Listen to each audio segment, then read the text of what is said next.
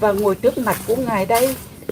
Con cũng ước nguyện rằng khi Ngài đi phổ độ chúng sanh xong khắp cả thế gian này rồi, nơi chốn sinh ra Đức Phật cách đây đã hơn 2.600 năm về trước, có vị Phật Thích Ca ra đời, và hôm nay đây có vị Phật Minh Tuệ ra đời.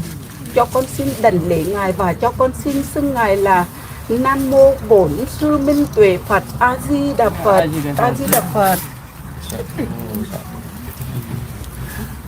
Và hôm nay đây có vị Phật Minh Tuệ ra đời. Cho con xin đảnh lễ Ngài và cho con xin xưng Ngài là Nam Mô Bổn Sư Minh Tuệ Phật A Di Đà Phật. A Di Đà Phật.